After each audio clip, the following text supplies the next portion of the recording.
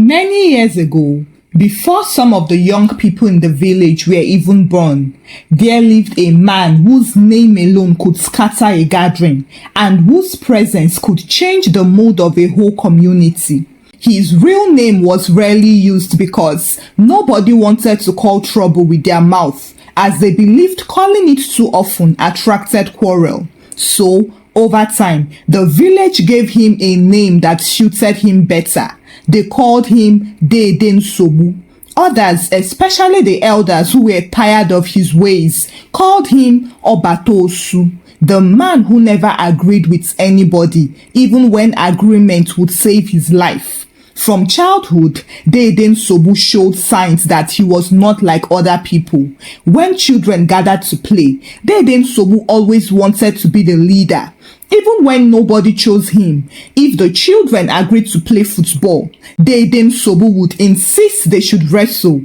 If they agreed to wrestle, Dede Nsobu would then claim wrestling was foolish and walk away angrily, only to return later to scatter the game. If a group of children said the sky was blue, Dede Nsobu would argue that it was not blue enough and insult anyone who disagreed with him. Unfortunately, as he grew older, his stubbornness did not reduce, it matured.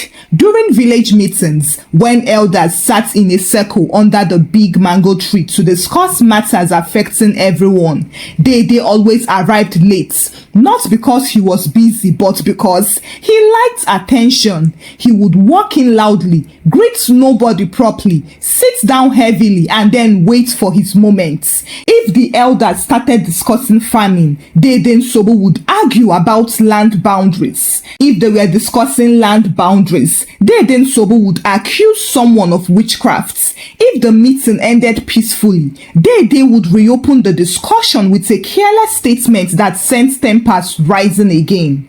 There was a year when the village agreed to repair the old footpath leading to the stream. Everybody contributed money, and on the agreed dates, they all came with tools, but Dede Nsobu alone refused. His claim was that the path did not benefit him. When told that it benefited the whole community, he accused the elders of planning to steal money. And then, when the work started without him, he reported the workers to the police for trespassing. By evening, the police arrived confused, only to leave shaking their heads. The footpath remained broken for months because nobody wanted Dede Nsobu to turn it into another case.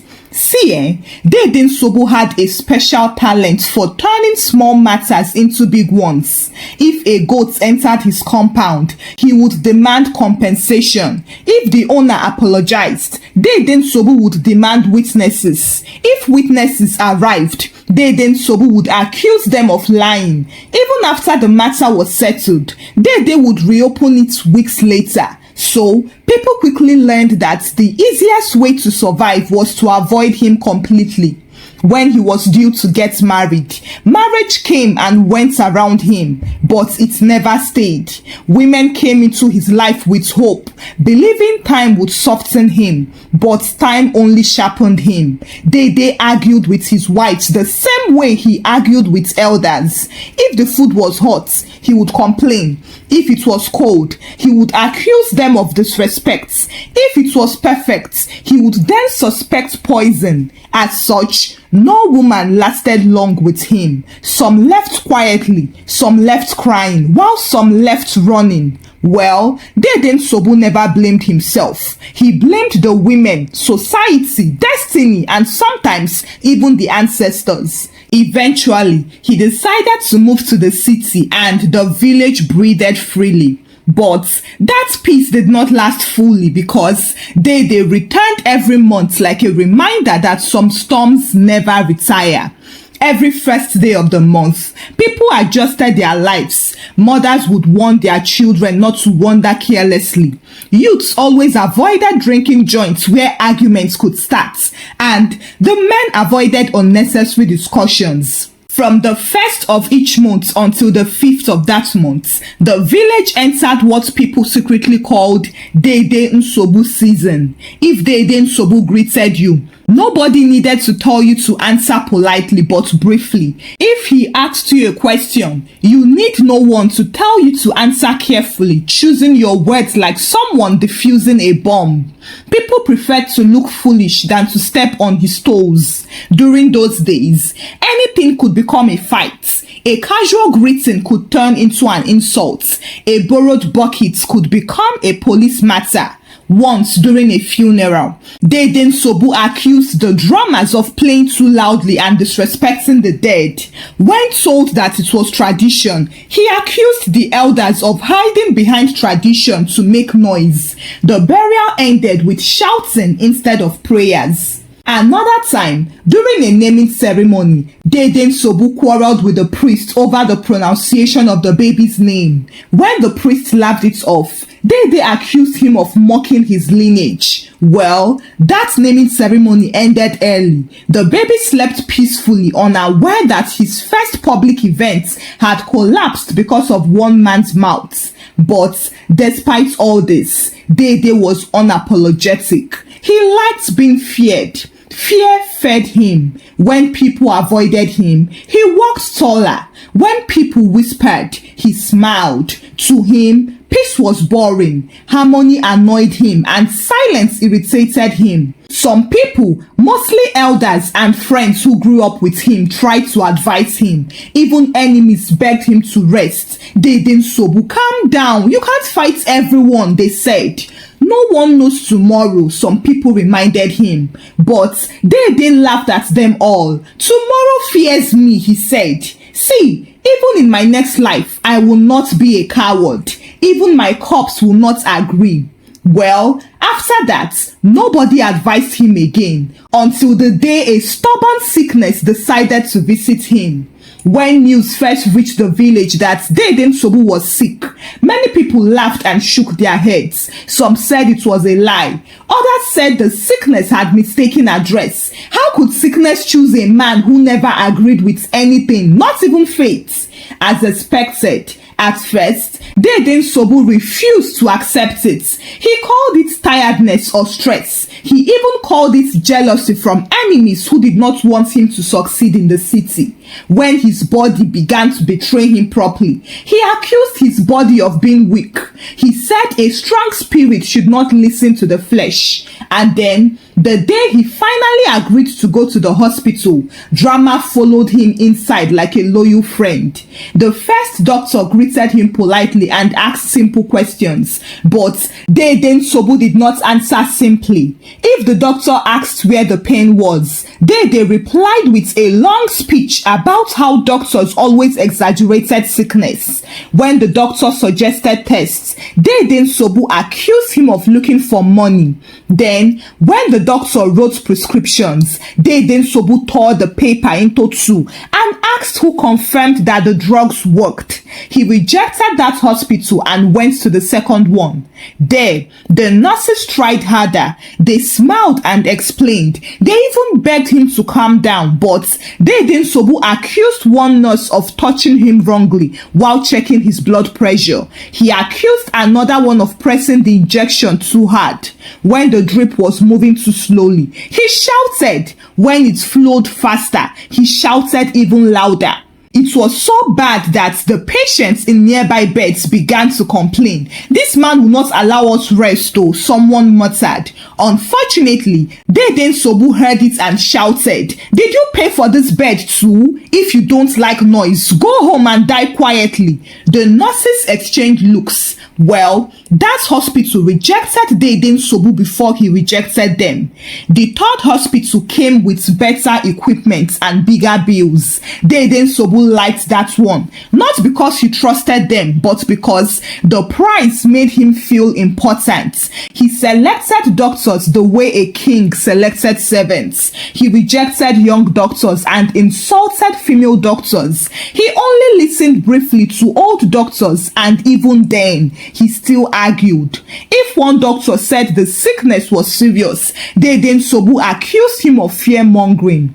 If another one said the treatment would take time, Dede Nsogbu accused him of delaying tactics. If they mentioned lifestyle change, Dede They would laugh and say life must adjust to him. He spent money heavily and demanded injections even when tablets would work. He demanded scans repeatedly because he believed machines spoke more truth than humans. However, when the results came back, he argued with the paper. This thing is lying. How can my body look like this? Who trained this machine?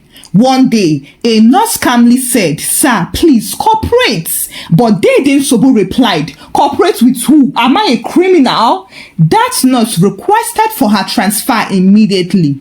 Meanwhile, visitors also came and left confused. Some came with sympathy and left with headache. Some came to help but left insulted. One distant cousin offered to stay overnight to assist, but Dede Nsogbu chased him away by midnight for breathing too loudly. Even prayers became arguments. When a pastor came to pray for him, Dede Nsogbu interrupted him midway. "Don't shout now. Why are you commanding God? Say it properly."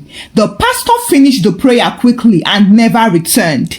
At night, Dede shouted at pain. During the day, he shouted at people. But even as his voice grew weak, his stubbornness grew strong. Sickness was draining his body, but pride was feeding his spirits. Doctors began to avoid his word.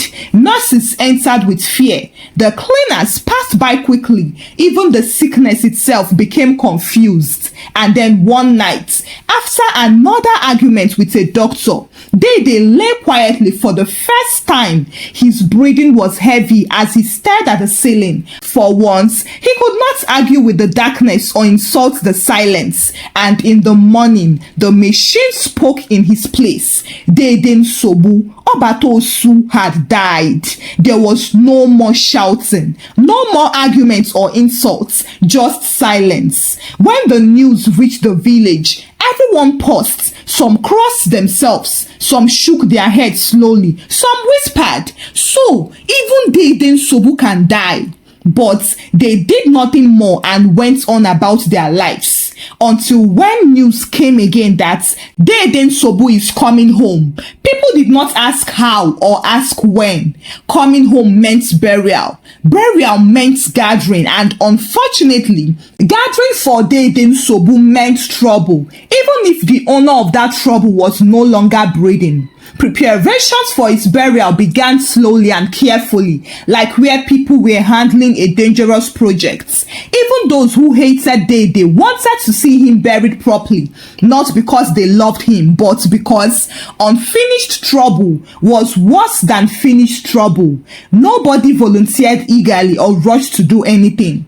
And then, on the appointed day, the undertakers arrived from the city with confidence. They were young, able-bodied men who had buried many bodies and seen many families cry. They believed death humbled everyone. Well, they did not know Dede Nsogbu. So, their plan was simple. They would drive the body around the village according to their custom to allow people see him one last time, then proceed to the compound for burial. It was the routine which had worked many times before. Unfortunately, Dede Nsogbu did not like routine, not even in death.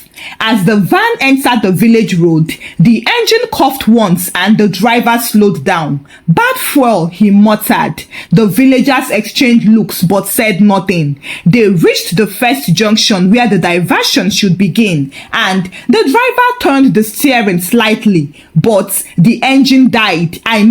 Complete silence. Everyone stood still. The driver tried again. The engine responded briefly, then stopped again, as if it had been offended. They pushed the van to the side. The bonnet was opened, but nothing looked wrong. There was no loose wire or smoke or smell. After some time, the engine started again smoothly. Relief passed through the crowd. "It should be a coincidence," someone whispered. They moved again, but at the second diversion, where the road bent towards the market square, as the driver turned the wheel, the van jerked violently and shut down. This time, Everyone stepped back slowly. One old man sighed. The undertakers laughed nervously. One of them said, "These vehicles can be stubborn sometimes." Then somebody quickly replied, like their owner. They waited again and miraculously, the engine restarted again without struggle. Someone suggested they should quickly continue. They drove straight for a short distance, then tried to divert again towards the river path. But the van refused. Smoke began to rise from the front. That was when fear entered everyone properly. An elder cleared his throat and said, "Young men, maybe you should go straight to his house. It is clear Deden Sobu doesn't want to roam around." The undertakers hesitated. Tradition was important, but so was safety. They decided to try one last time. The moment the wheel turned, the engine shut down completely without arguments. Everyone sighed heavily. A youth exclaimed loudly, "Even in death, this man is still refusing road." Nobody corrected him. And then, after a long silence, the eldest man present spoke up. "Take him straight to his house." The undertakers obeyed. As soon as they faced the road leading directly to Deden Sobu's compound, the engine started smoothly, like a new car without shaking, smoke or delay. People commented openly now, so the road also fears him? When the van reached Deden Sobu's compound, the air felt heavy. His house, which had always carried noise and shouting, now stood quiet, almost as if it was relieved. People gathered around just watching. The grave had already been dug. It was deep, clean and waiting. They carried the body carefully and lowered it slowly. The men walked cautiously. Nobody rushed. Even the youths who usually joked during burials were quiet. The body touched the ground and nothing happened. People heaved sighs of relief again. "Maybe it is finished finally," someone said.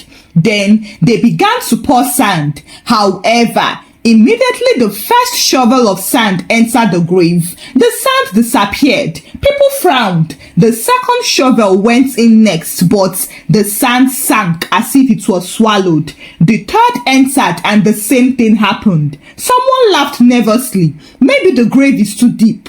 They poured more sand, but the sand kept vanishing. The murmuring then grew louder. "This is not normal. Has anyone seen this before? Is the earth rejecting him?" The youths began to get angry and scared. Then their fear turned into frustration. One of them shouted, "Even now, he is still disturbing us, not minding the charity we are doing for him." Another one replied, "He didn't even help anybody when he was alive. He didn't even pay us for this burial work, and he's frustrating us." Their anger took over and they began throwing the sand aggressively. When it still sank, they then picked up stones and shouted, "If sand refuses, stone will obey." They threw stones into the grave angrily, adding insults too. "So this is how you are even in death? Wicked man, you think the ancestors will tolerate you? You have entered another land now. You better behave yourself." Eventually, the grave got filled forcefully. But as the last stone fell, the sky changed. Clouds suddenly started gathering. Thunder rolled once, then again, then continuously, and then rain began to fall heavily, straight down, without wind or warning, soaking everyone completely. No one ran or said anything. For 10 solid minutes, the thunder spoke without pause, as if something unseen was announcing an arrival. Then it stopped, just like that. Instantly, the sky cleared, birds returned, and sunlight appeared too. People looked at one another in shock. An old man shook his head slowly. "So, Deden Sobu has reached the afterlife." Another elder replied, "They will know today that Obatosu has arrived in their territory." Nobody laughed out loud, even though they wished they could. They quietly dispersed, carrying their own observation and conclusion. That night, the village did not sleep properly. Some people lay on their beds, staring at the roof, replaying the burial again and again. Others pretended to sleep, turning from side to side, listening to sounds that had always existed but now felt different. Crickets chirped, leaves rustled, dogs barked once or twice and then went quiet as if they remembered something. Then, around midnight, rumors began to move faster than truth. Someone claimed they heard footsteps moving around Dede's compound, slow and heavy, that sounded like a man walking with purpose. Another person said the footsteps suddenly stopped at the village square and turned back. By morning, the story had grown legs. Some said the footsteps argued with the wind. Some said they heard a voice complain loudly and then stop. Nobody agreed fully with the story, but nobody dismissed it either. By the next morning, people gathered in small groups, not to gossip but to confirm the fear. One man said his door shook slightly around midnight. A woman said her cooking pot fell by itself. Another man swore his radio turned on and off without him touching it. An elder who was close by cautioned them and said, "Fear also has legs, be careful." Yet, that same elder avoided passing near Dede Nsobu's grave. After that, life tried to continue normally, but it was difficult. Farmers went to their farms but returned earlier than usual. Women went to the stream in groups, never alone. Children were warned strictly not to play near the old footpath that was close to Dede Nsobu's compound. Even goats avoided grazing around that area, or so people claimed. Whether it was true or not, nobody went to check.